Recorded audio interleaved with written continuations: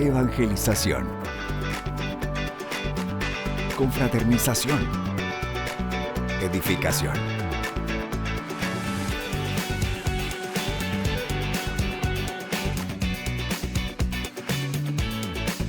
Únete a los que cambian el mundo, una persona a la vez, en La Guía Juvenil. Líderes y lideresas, que el Señor les bendiga. Es un placer para mí, estoy muy contento de poderles acompañar. Mi nombre es Daniel Flores y ahora estamos comenzando un nuevo trimestre y vamos a tratar un tema muy bonito, muy importante, que es renovando tu corazón.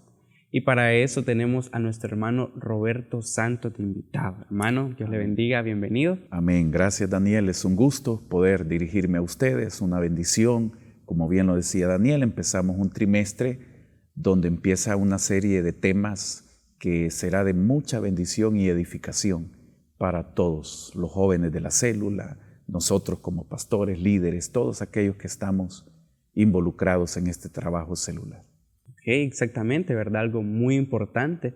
Y antes de comenzar con lo que es la lectura bíblica, quisiéramos dar una breve introducción, ¿verdad? A aquellas dinámicas tan importantes que son con los jóvenes, como la que tenemos en este día, que el tema principal, ¿verdad? El punto es qué pasa cuando no tenemos las ideas claras como jóvenes, ¿verdad? Muchas veces nos podemos ir por un lugar que no es, pero yo quisiera preguntarle, hermano, ¿qué pasa cuando los jóvenes no tienen un panorama claro de lo que quieren? Sí, en el tema aparece una dinámica que parece muy sencilla, pero que nos deja una gran enseñanza, y es elegir unos jóvenes, unos 3 jóvenes, y cubrirles los ojos y hacer que ellos caminen en lo que es el lugar donde se está desarrollando la célula. De seguro van a chocar, les va a costar caminar, van a mostrar inseguridad. ¿Por qué? Porque no tienen la visión para poder guiarse y poder desarrollarse en esta dinámica. Igual es en la vida. Si un joven no tiene visión clara, no hay objetivos específicos, estamos llenos de temores, de angustias, de traumas muchas veces. Entonces eso nos impide ver con claridad y sobre todo el no tener la luz de Cristo en nuestra vida. Eso nos impide el poder dirigirnos con claridad en la vida. Exactamente, ¿verdad? El no tener la luz, ¿verdad?, de nuestro Señor Jesús muchas veces nos hace no ir con claridad, ¿verdad? Y para eso quisiéramos dar una introducción con la lectura bíblica, hermanos, si nos puede ayudar en Ezequiel capítulo 18, versículo 30. Correcto, la versión NBI dice: por tanto, a cada uno de ustedes, los israelitas, los juzgaré según su conducta, lo afirma el Señor Omnipotente. Arrepiéntanse y apártense de todas sus maldades para que el pecado no les acarree la ruina. Ok, es un versículo, ¿verdad? Pero con un mensaje bastante directo, bastante importante. Y así quisiéramos dar introducción al primer punto, que es reconocimiento del pecado y la necesidad del cambio, ¿verdad? Así es una parte bastante importante el hecho de reconocer, ¿verdad? Pero yo quisiera preguntarle, hermano, ¿qué implica reconocer nuestros errores como cristianos o como jóvenes en este caso? Bueno, el primer paso hacia la renovación es eso, reconocer nuestras debilidades y errores. Todos los seres humanos tenemos virtudes y tenemos defectos. Cometemos errores, independientemente de la edad. A veces pensamos que el joven es el que más lleno de errores está, pero muchas veces no es así. Conocemos personas adultas, incluso ancianos que siguen cometiendo errores, y porque es la tendencia de los seres humanos. Entonces es importante. Proverbios 28:13 dice que el hombre que encubre su iniquidad no prosperará. ¿Qué significa esto? Que el encubrir el pecado, el encubrir algo que sabemos que todos tenemos secretos, todos tenemos cosas quizás que nadie más sabe, solamente nosotros y Dios, pero el no ser sincero con Dios, el no confesar nuestras faltas a Dios, sino que encubrirlas, no vamos a prosperar, no vamos a tener éxito, no vamos a triunfar, no vamos a sentir la plena felicidad. Podemos tener éxito, dinero, carros, casas, pero no vamos a sentir esa satisfacción porque no hay una renovación en nuestro interior, como el tema lo dice, del corazón, porque no se ha reconocido que tenemos pecado y que necesitamos cambios, necesitamos mejorar en nuestro estilo de vida, en nuestra conducta. Y el versículo que citaba de Proverbios 28:13 dice, pero el que confiesa sus pecados y se aparta de ellos, Dios tendrá misericordia. Amén. Hermano, yo quisiera preguntarle, ¿verdad? Como dice el proverbio, luego de que nosotros reconozcamos, ¿verdad?, aquel error, ¿cómo podemos tener una responsabilidad efectiva para poder solucionar o saber sobrellevar aquellos errores que no están bien, ¿verdad? Solos no podemos. A veces el razonamiento humano es, primero voy a arreglar mi vida, primero voy a cambiar mi conducta, dice el joven, para luego acercarme a Dios. David pecó, David cometió errores.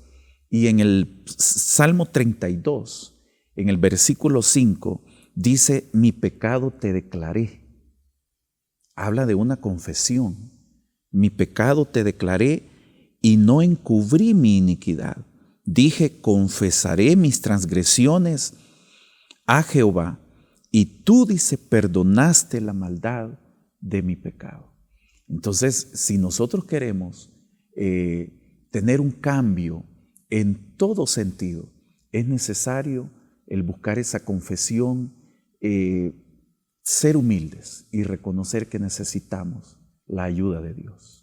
Claro, ¿verdad? La humildad es un punto bastante importante para aquellos que queremos tener una renovación, ¿verdad?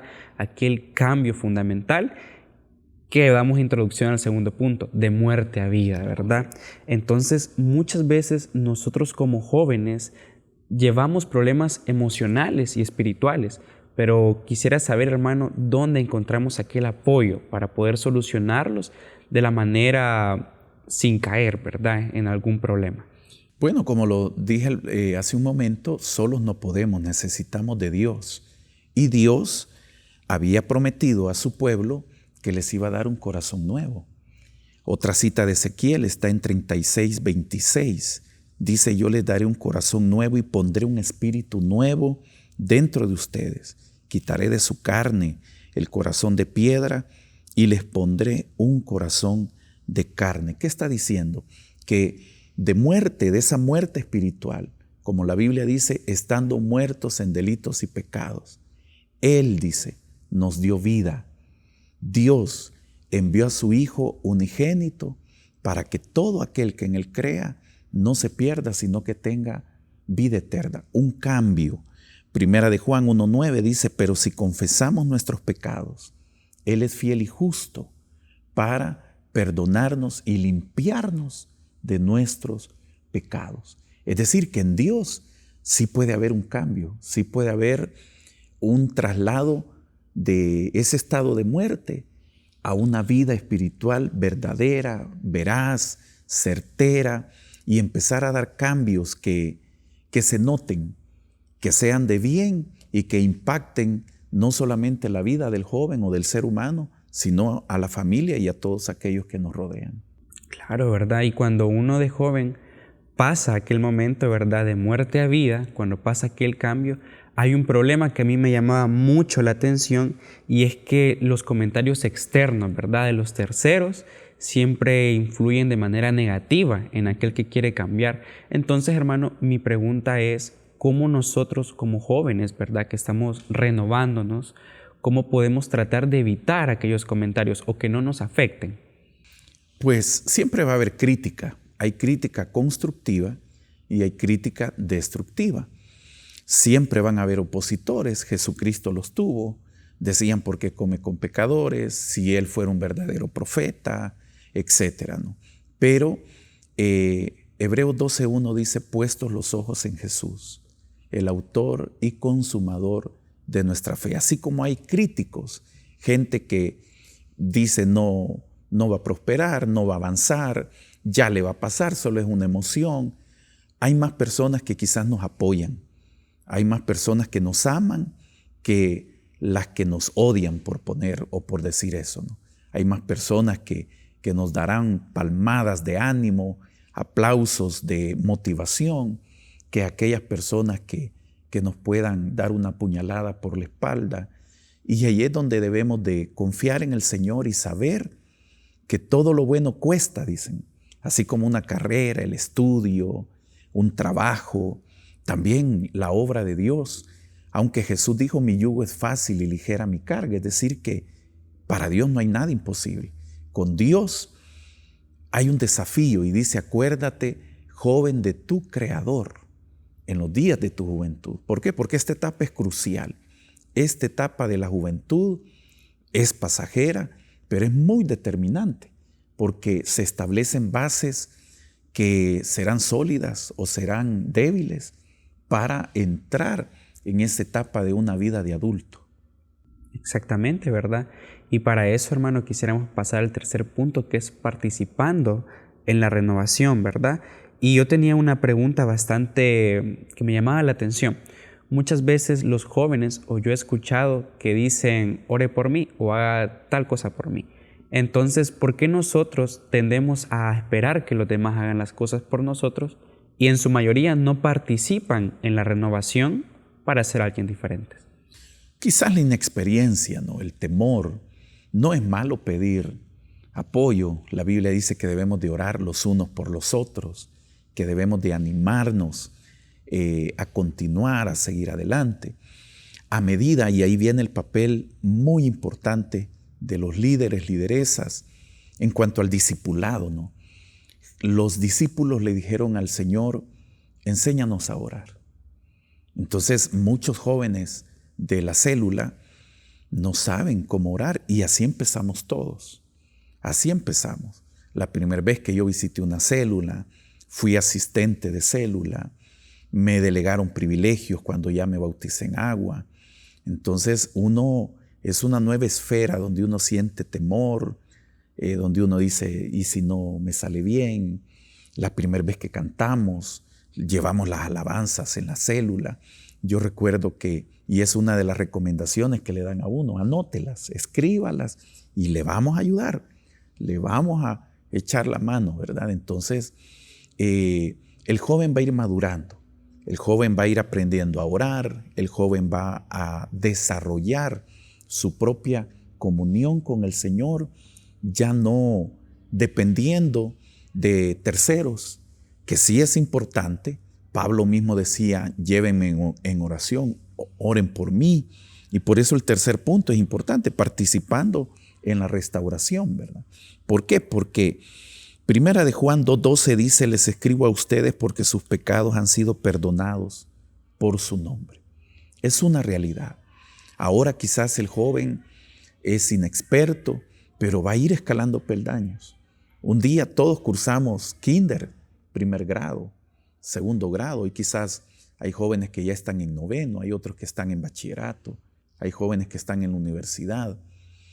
Nadie nace aprendido, vamos aprendiendo. Y qué importante es que en esta restauración participan los padres, participan los líderes, participa el anfitrión, participa el supervisor, los miembros de la célula. Es decir que es un trabajo en equipo, ¿verdad? Porque la misma Biblia dice, ay del solo, porque caerá, dice, y no habrá quien lo levante. Pero si son dos, dice, es mejor que uno, porque si uno cae, el otro lo levanta. Entonces todos participamos en esa restauración.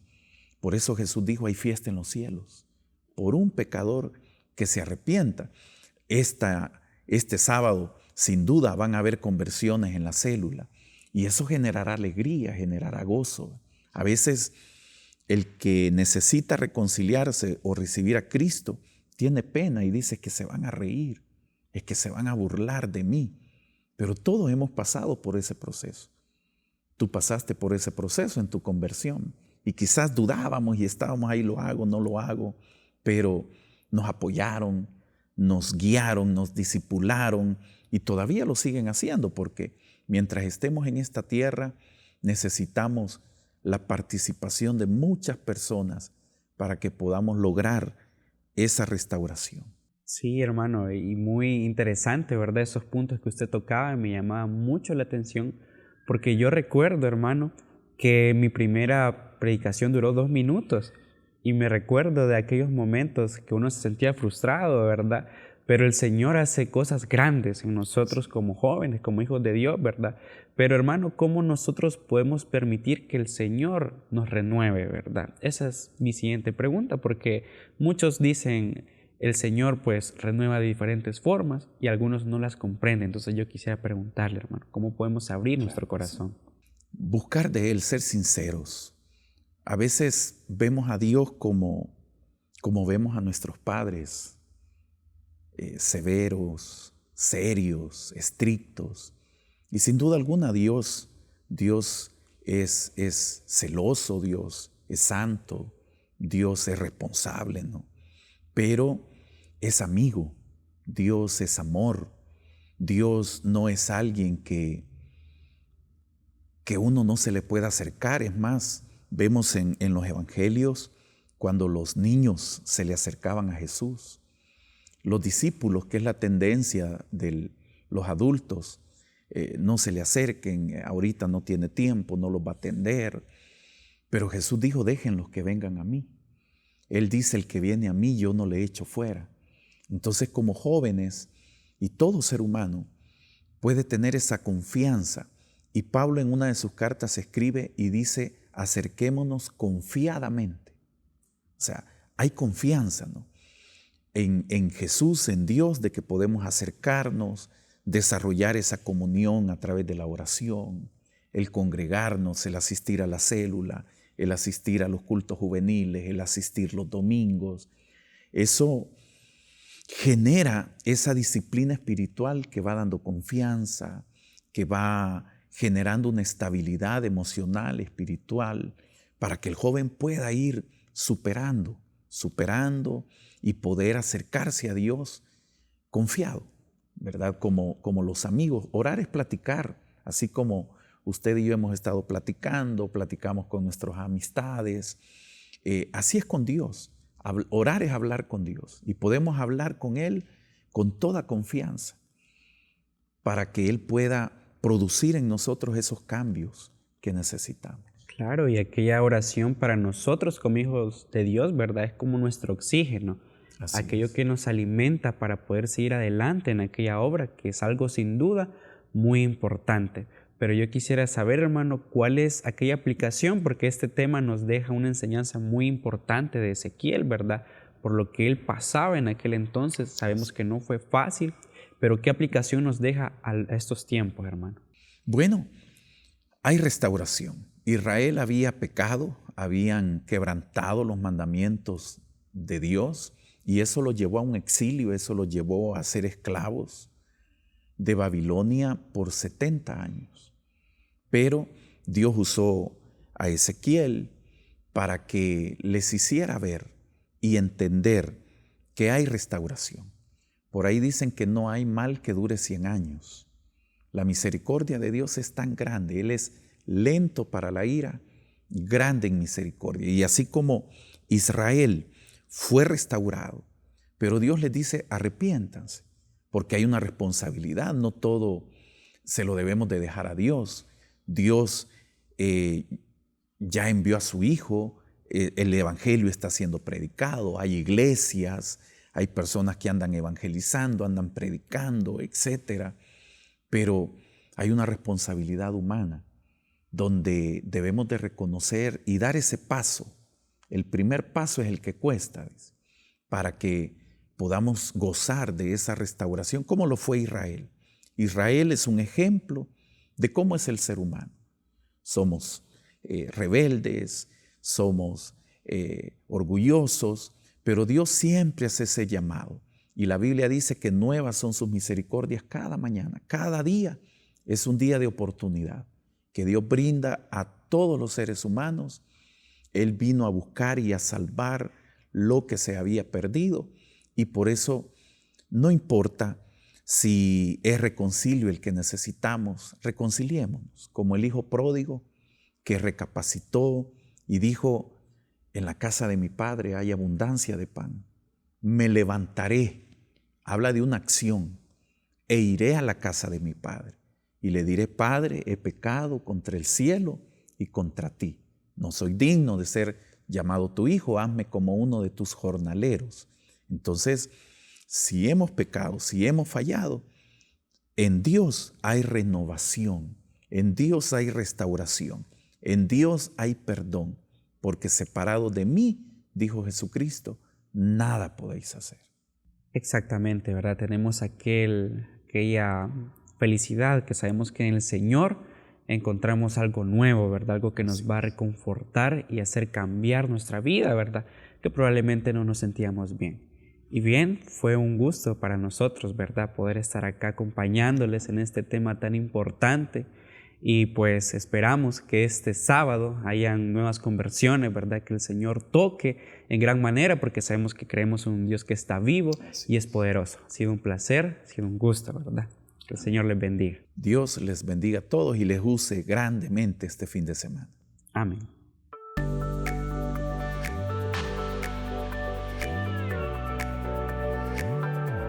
Evangelización.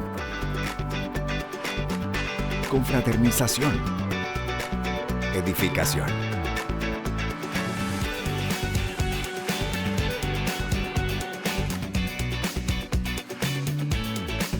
Únete a los que cambian el mundo, una persona a la vez, en La Guía Juvenil.